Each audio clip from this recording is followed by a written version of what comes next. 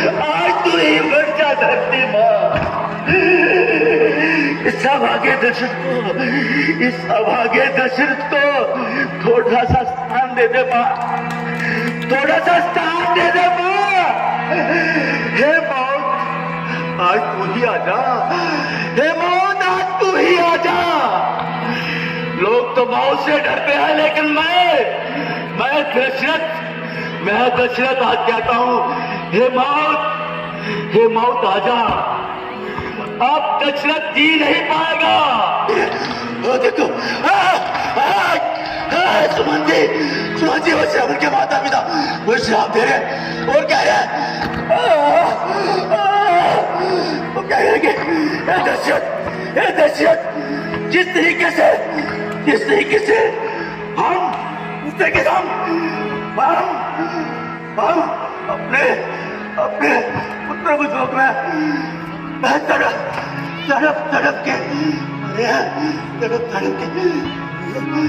तड़प के मरे हैं। जैसा कि आप सब जानते हैं कि विश्व प्रसिद्ध बसोड़ी रामलीला का जो दौर है इस समय चल रहा है।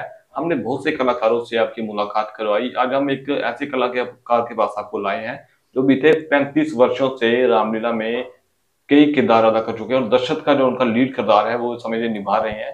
जोगिंदर सिंह जम्वाल इनका नाम है। मैं आपको ये भी बता दूं कि ये एक ऐसे कलाकार है जो शास्त्रीय संगीत में बहुत ही निपुण है। जब स्टेज पर वो सीन दर्शाया जाता है राजा दशरथ का तो बहुत ही निपुण है ये उसमें, और किसी भी तरह के रिहर्सल की इनको जरूरत नहीं पड़ती। इन्होंने ये खुद भी बताया और हमने भी देखा है कि ये वहां पे जो नजर नहीं आते क्योंकि बिना रिहर्सल से ये सब डायलॉग जो है वो कंठस्थ से कर चुके हैं। हम जोगिंदर जी से बात करते हैं। जोगिंदर जी कैसा सफर रहा है इस रामलीला में, कहाँ से शुरुआत की थी? बड़ा अच्छा सफर रहा है, बड़ी आशीर्वाद रहा प्रभु राम का कि इतनी देर से मैं पाठ कर रहा हूँ और मतलब स्वस्थ हूँ, कोई मुझे प्रॉब्लम नहीं आई। जब भी कोई रामलीला वगैरह होती है तो ये बार किसी को बीमार हो जाता है, कुछ भी हो जाता है, तो अगर मैं कभी मुझे कुछ हुआ भी तो नवरात्रों में थोड़ा अपने आप को स्वस्थ समझता हूँ। ऐसा लगता है कि उसकी प्रभु की कृपा है। और जब हम ग्राउंड में जाते हैं तो फिर अपने आप ही अलग साइड हो जाता है, पता नहीं उसकी महात्मा की कृपा से होता है, जो प्रभु राम जो करते हैं उसकी कृपा से। तो बाकी रहा रोल का तो मैं आई थिंक 88 से कर रहा हूँ।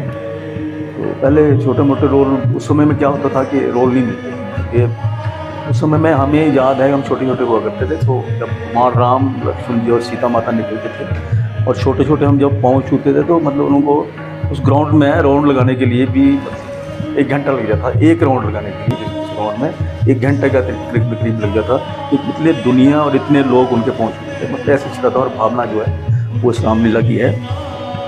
और मैंने कोशिश की, मुझे बचपन से गाने का शौक़ था। फिर रफ़ी साहब को सुनते थे हम, मुकेश साहब को, किशोरदा को, मुन्नादा को, इन सबको सुनने के मुझे बड़ा मज़ा आता था। उस समय तो ये भी नहीं था, अपना रेडियो वगैरह भी नहीं था।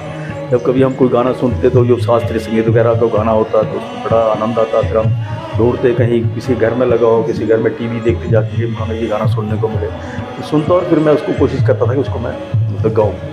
ऐसे तरीके से सफ़र होता रहा। फिर मुझे इतना कॉन्फिडेंस था कि मैं कर सकता हूँ। फिर मैंने रामलीला में जब रिहर्सल होती थी तो मैं वहाँ पर जाके बैठ जाता था। अभी क्या होता था कि वहाँ पे जो लोग करते थे तो मैं वो कहता था कि मैं भी गा सकता हूँ, अब मुझे भी थोड़ा उसको पार्ट दीजिए। तो सबसे पहले सर्वप्रथम मुझे सुमंत जी का पार्ट दिया। उसके बाद सारे किए मैंने, ऐसे सुमित्रा माता जी हैं, कौशल्या जी हैं, और उसके उपरांत एक बार लक्ष्मण की पत्नी है उनका भी किया था।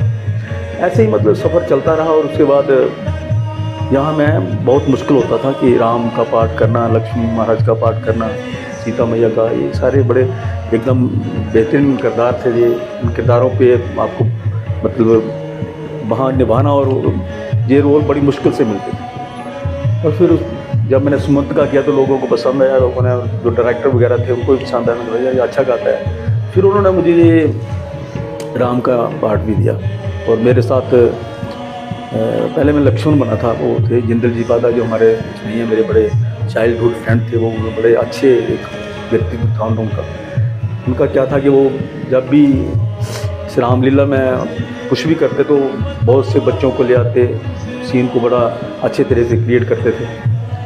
फिर उनके तो वो मेरे साथ राम बने थे और मैं लक्ष्मण बना था। उसके बाद फिर मेरे को राम का मौका मिला बनने का, तो मैं राम बना था। तो मेरे साथ अपने जेई साहब थे, निकड़ू उनका निकनेम है, गुप्ता साहब, वो बने थे। तभी लोगों को पसंद आया। उसके बाद फिर मेरा एक कोशिश ये रहती थी कि मुझे कोई डिफरेंट रोल दिया जाए। ये थोड़ी ऐसा यहाँ प्रॉब्लम ये होती है कि मतलब मुश्किल होता है कि जब जो व्यक्ति ये कर रहा है ना, उसी को बस जो यही करेगा। मेरे ख्याल से थोड़ा सा, वैसे तो यहाँ बहुत कृपा है, शास्त्रीय संगीत वगैरह चलता है, लेकिन मेरे हिसाब से थोड़ा सा परिवर्तन होना चाहिए, क्योंकि इससे क्या होता है कि जो कलाकार होता है उसमें थोड़ी सी जागृति आती है कुछ करने की, उसमें क्षमता दिखती है कि इसमें ये वाकई ये भी कर सकता है। या जिंदल जी पता कि मैं एक बोला कि मुझे ये काम करते हैं, इस बार तू दशरथा कर और मैं इसका करता हूँ। फिर खैर बात बनी नहीं वो, चलो एनीवे। अब अभी उसके बाद फिर मेरे को ये सब पार्ट, उसके बाद भरत जी का पार्ट भी किया मैंने, तो कई का नहीं किया कभी। और तारा भी बना था एक बार मैं, रावण के अपने जो होते हैं बाली जी की पत्नी जो होती है, उस समय मैं थोड़ा बड़ा ज़्यादा होता था, जैसे कोई भी मरता था उसकी बॉडी का भी किया जाता था, उसका जलाया वगैरह जाता था। अभी थोड़ा शार्ट कर रहे हैं, क्योंकि अभी थोड़ा सा ऐसा हो रहा है कि मोबाइल की वजह से बड़े से इंस्ट्रूमेंट कुछ ऐसे आ गए कि लोगों को इतना मतलब ज़्यादा तो कम आते हैं। तो मेरी ये भी गुजारिश है बसोली वालों से, खासकर आपको सबको आना चाहिए, क्योंकि हमारे ये विश्व प्रसिद्ध एक रामलीला है, जिसे पूरे हिंदुस्तान ने, पूरे वर्ल्ड ने माना है कि ये बड़ी अच्छी रामलीला जहाँ पे होती है, और शास्त्र संगीत बताइए यहाँ पे होता है।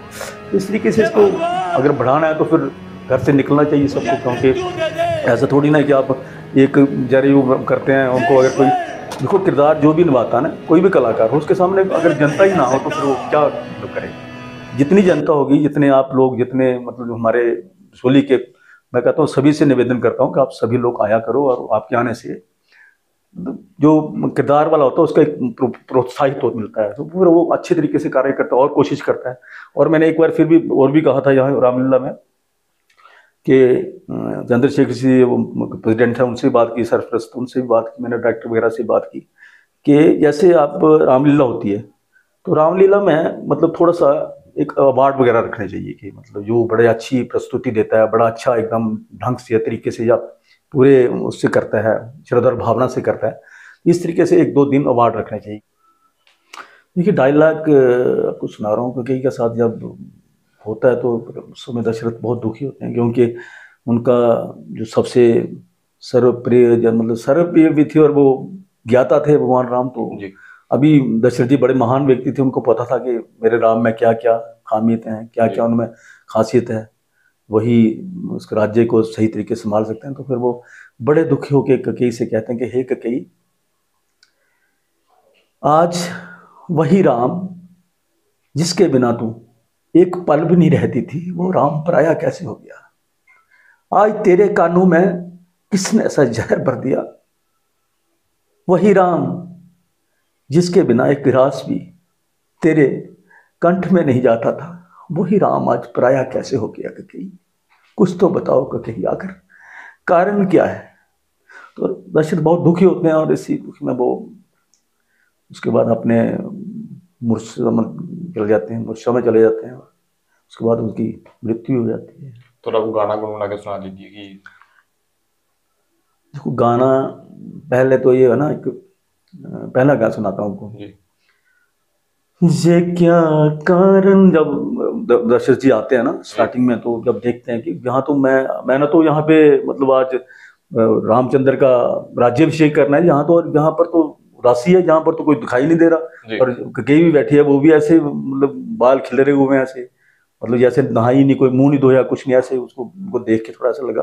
फिर वो गाना गाते हैं, ये क्या कारण महलों में बिछा है फर्श मातम का, मेरी प्यारी बताओ तो है क्या कारण तेरे गम का, ये क्या कारण है। एक इससे आगे गाना है कि मान मेरी बात, कुछ गाना है कुछ, वो थोड़ा अच्छा, वो तेरी बातें हैं निराली। हाँ, वो भी बड़ा एक अच्छा गाना है इस रामलीला का।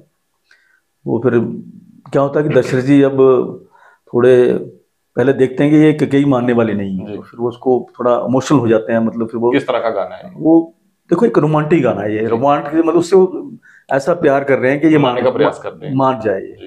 ये मान जाए किसी तरीके से भी, ये मान जाए, तो फिर उसको वो खुश करने के लिए गाते हैं।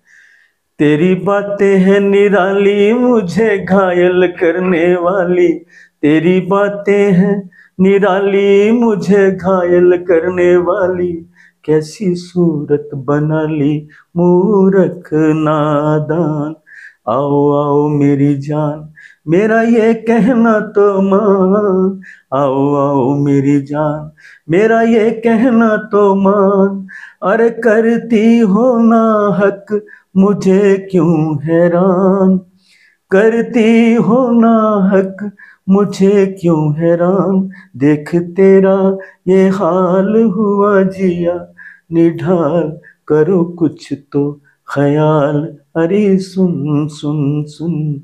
ऐसा गाना थोड़ा एकदम ये इसमें खुश कर रहे हैं उसको, कि हो जाए किसी तरीके से खुश है, और ये अपना जो उसने वचन मेरे से लिए हैं तो छोड़ दे कि नहीं, राम नहीं जाएगा वनवास में, ऐसा कुछ करते हैं, कोशिश करते हैं पूरी जी। वो ये है।